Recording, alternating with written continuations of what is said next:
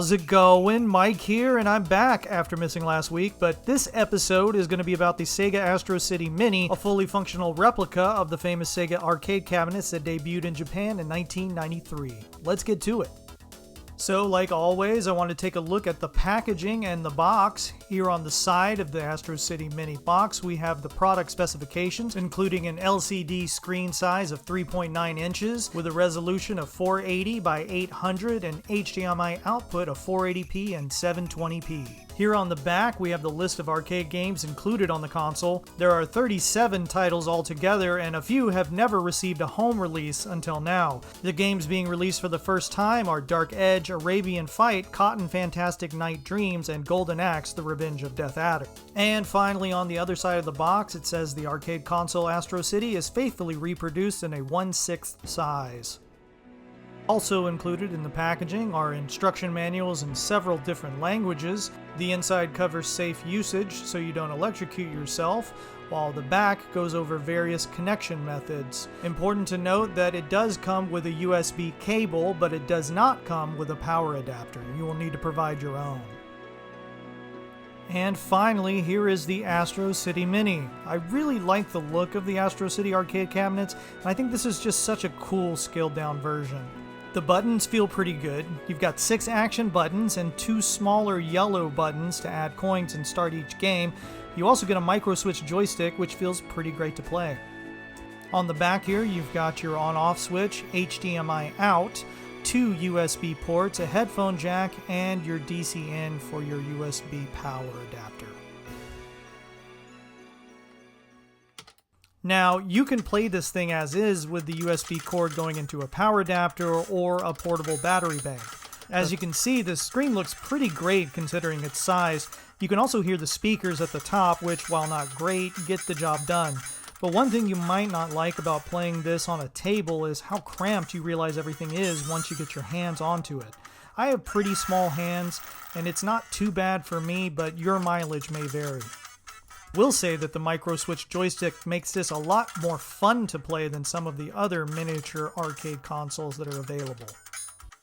Briefly taking a look at the menus, we have an acknowledgement section, language settings, copyright, brightness controls, up to 5 different settings, volume controls, same deal. Screen settings, you can put on an awful analog display or leave it on default. I recommend leaving it on default. You've got 2 wallpaper choices and just leaving it black. And you can reset to factory default.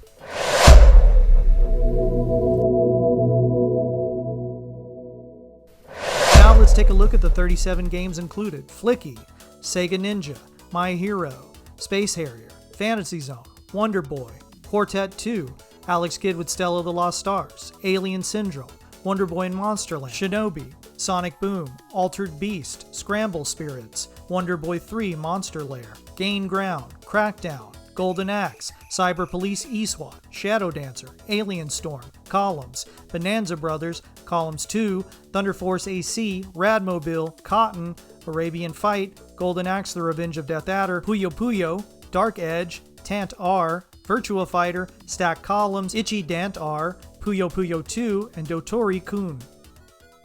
First up, we have Flicky, an old-school arcade game where you control Flicky, jumping between 3 levels to rescue chicks, all while avoiding cats. Return them to the doors throughout the level to rescue them all and advance to the next stage. There's also a bonus level where you have to catch stray chicks in your net to save them. I feel like these kinds of games get repetitive after a short time, but I enjoy Flicky for what it is.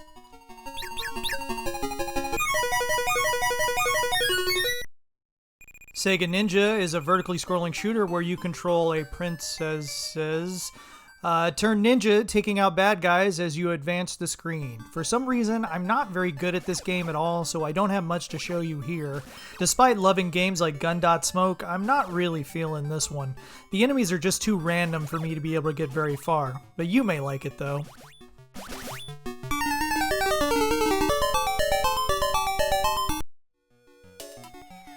Next up we have My Hero, easily one of the worst games on the Astro City Mini. You walk left to right, taking out an endless string of guys wearing striped colored shirts who want to kill you. It plays a lot like Vigilante on the TurboGrafx 16, but much worse due to the randomness and frequency of the enemies. You can power your way through this one, but why waste your time? This one's a dud, and I could easily think of several other Sega arcade games that are more deserving of a spot on this thing.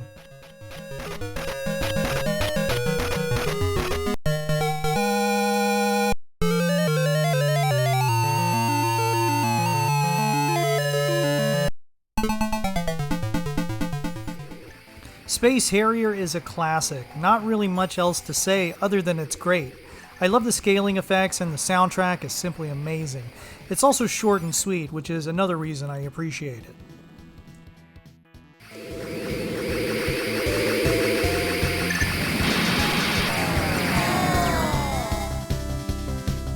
Get ready. Fantasy Zone is a fun side-scrolling shoot-'em-up, or I guess you could say cute-'em-up. I have great memories of playing this on my Master System back in the late 80s, but anyway. Like Defender, you pilot your ship taking out enemies in each part of the map. Occasionally you can find a shop where you can buy weapon upgrades and speed boost. The music for this game is also amazing.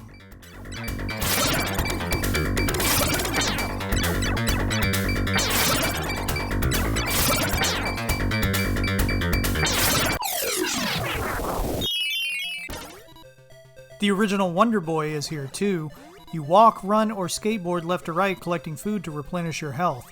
You can also attack with a few different weapons, including a stone throwing axe. I never really enjoyed this one as much as the other later Wonder Boy games, but that's a whole different video on the evolution of the franchise that I don't have time to get into here. It's decently fun.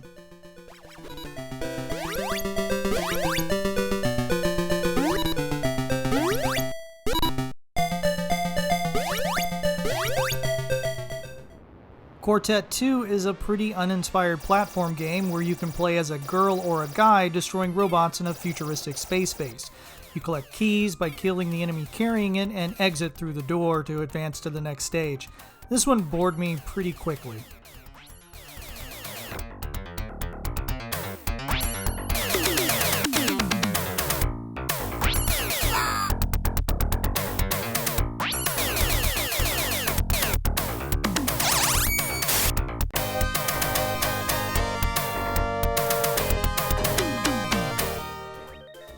I absolutely loathe this game. Alex Kidd with Stella the Lost Stars is an abysmal platformer starring Sega's worst mascot.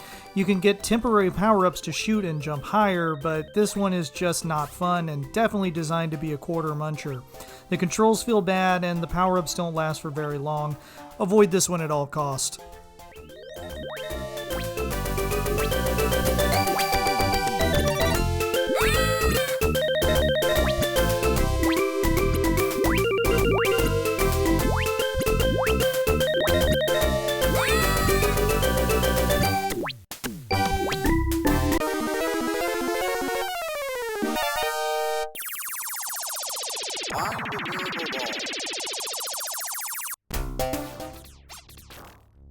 Alien Syndrome is a top-down shooter and one of my favorite arcade games of all time. It's been ported to 1 billion systems and computers, but I really enjoy the arcade version here. You rescue humans from alien cocoons on a space base. You also have some pretty cool weapon variations and epic boss battles. Great choice for the Astro City Mini.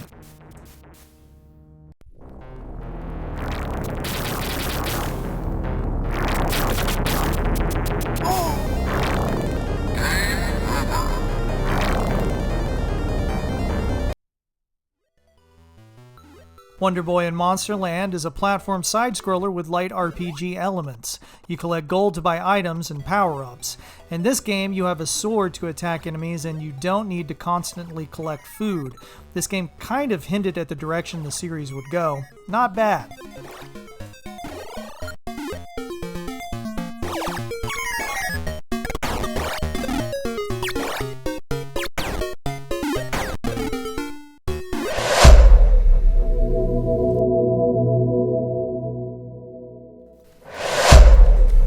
Shinobi is another great choice for the Mini and another personal favorite. A classic arcade game that's easy to get into and fun to play today.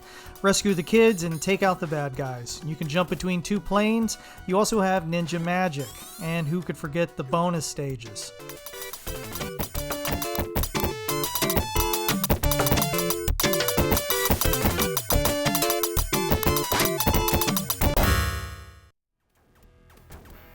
Sonic Boom is a pretty standard vertical shooter. While it's not bad, there's nothing really intriguing about it to keep me playing for very long. It's just okay.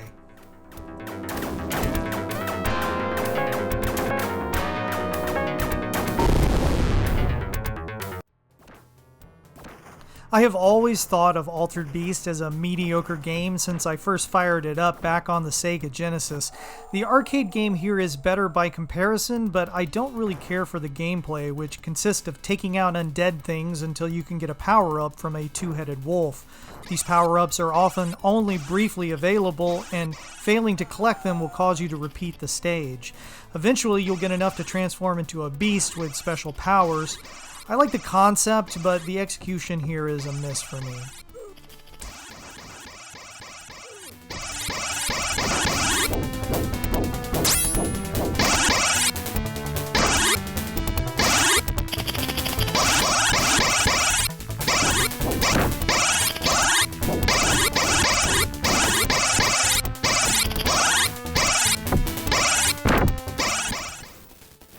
Scramble Spirits is another generic shoot-'em-up where you fly vertically, taking out various aircraft and ground enemies. The notable thing here is a scaling effect, which zooms in on the playing field about halfway through the stage. Other than that, it's fairly basic.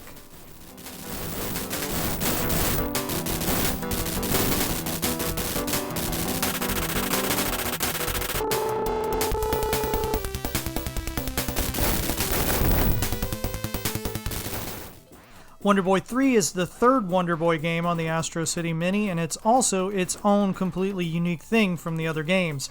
This one has you platforming across the screen like the first game, but halfway through the stage, it turns into a side-scrolling shooter. Very colorful, and I like the different weapons you can collect. Pretty fun.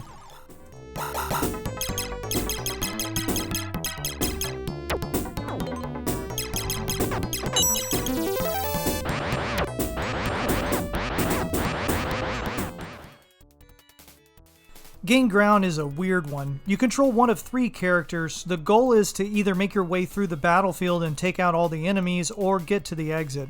Along the way, you can rescue other warriors who will assist you.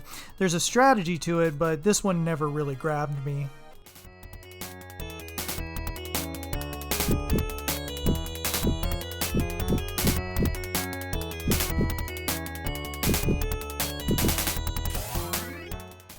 This one I like. In Crackdown, you play as some dude named Ben, who is tasked with planting 3 bombs in each level.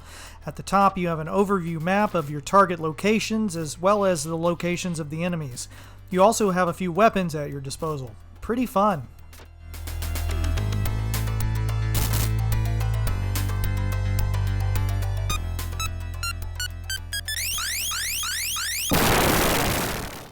Golden Axe is a classic Sega beat-em-up that definitely deserves a place on the Astro City Mini. You can play as 3 characters as you take on baddies on your way to defeat Death Adder. The thing everyone remembers from this game are the magic spells. Blew my mind as a kid. Still cool to me.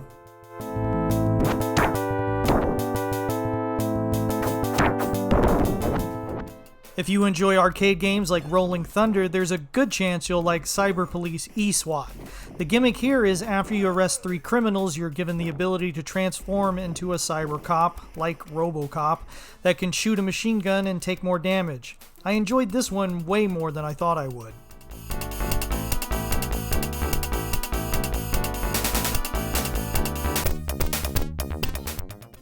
One of my favorite Sega Genesis games is Shadow Dancer. It's one of the few Genesis games that I own a physical copy of, and I've beaten it several times, so I was excited to play this arcade version.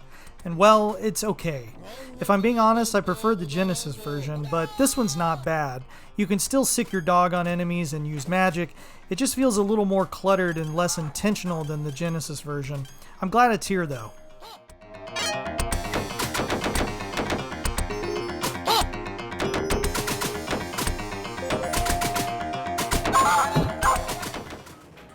Alien Storm is kind of all over the place.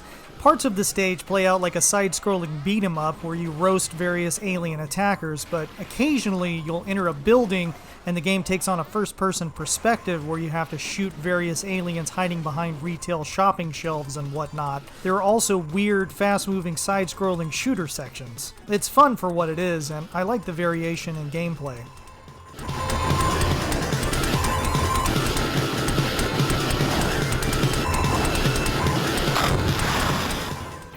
Columns is a match 3 puzzle game that Sega was pushing hard as its answer to Tetris.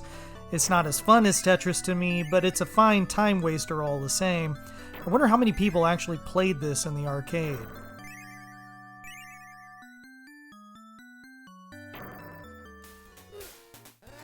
Bonanza Brothers sticks out with its weird art style and gameplay. You play as a bank robber who slowly and methodically makes his way through the stage, taking valuables and outsmarting the cops. It's decent, if not a little bit repetitive.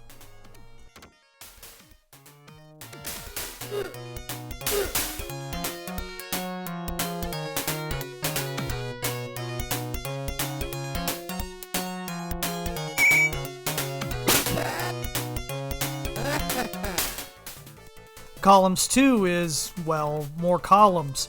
You can play head-to-head with the second player, which reminds me that you can use wireless external USB controllers in this little arcade machine. I've seen some people complain online that it doesn't map the buttons so you can return to the main menu or use save states, but this is not the case with the 8-bit Genesis controller. You simply hit the minus and start buttons at the same time, and that will bring up the in-game menu. But yeah, Columns 2, it's a game on here.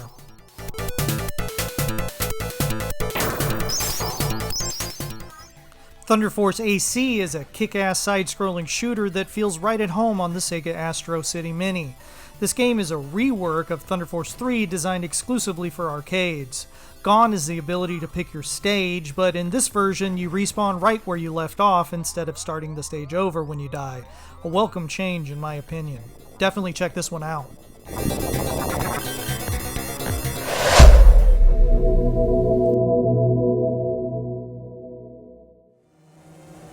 Just a few more to go. Up next is the totally bodacious Radmobile. For some reason, a Sonic charm is hanging from the rearview mirror. The scaling in this one is great and gives you a real sense of speed, but as far as racing games go, it's pretty average. You do have dedicated buttons for your headlights and your windshield wipers.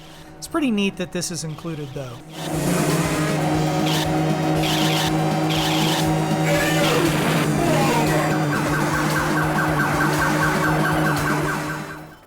Cotton is an interesting side-scrolling shooter that spawned many sequels. You play as a cutesy witch riding a broom and shooting projectiles. Another fun one in the cute 'em up category.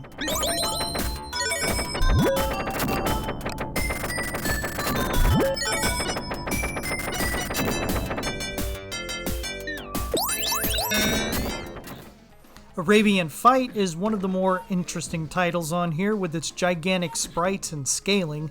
It's a beat 'em up at heart, with each character having the ability to cast various magic spells. Occasionally your character will jump toward the screen to do this and clear all the enemies that are visible. A weird inclusion, but I'm glad I got to experience it here on the Astro City Mini.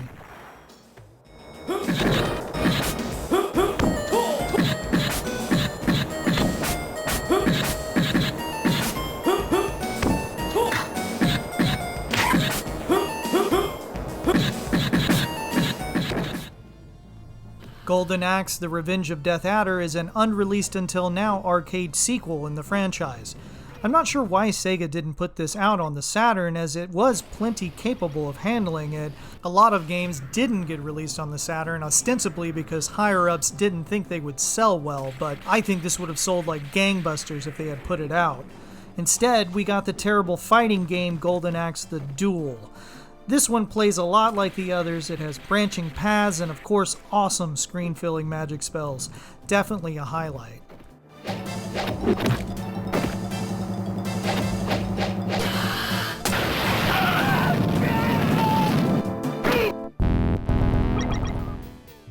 Puyo Puyo is a classic puzzle game and one I enjoy quite a bit more than Columns. The domino effect is much more satisfying when you execute a successful chain. Good stuff. Dark Edge seems cool at first, but you quickly realize the flaws once you start trying to fight your first opponent. While the scaling is neat, the perspective leaves you squinting, trying to figure out if your character is on the same plane as the other fighter. Often your attacks will not connect because you're behind the other fighter or your view gets obscured.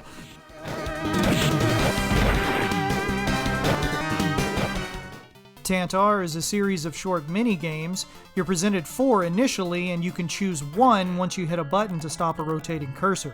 To complete a stage, a required number of the mini-games must be passed. These include mazes, guessing games, pattern matching, and other stuff like that. I spent far too long capturing footage of this one.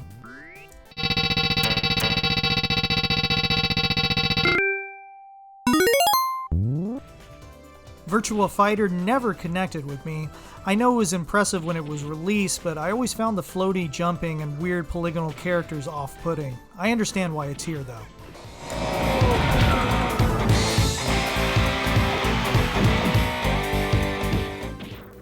Stack Columns is a head-to-head columns game, and you know what? I kind of enjoyed this one more than the other two for the brief time that I played it.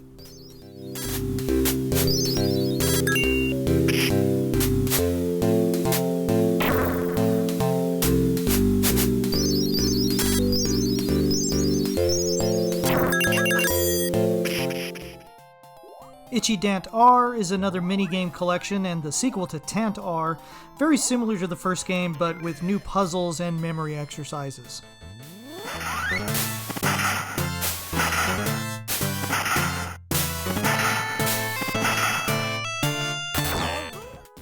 Puyo Puyo 2 is here and it's a head-to-head Puyo Puyo game.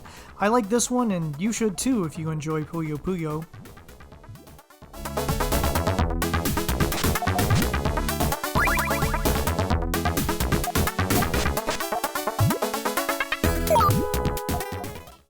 And finally, we have Dotori Coon, a very bare-bones game that reminds me of Sega's Head-On.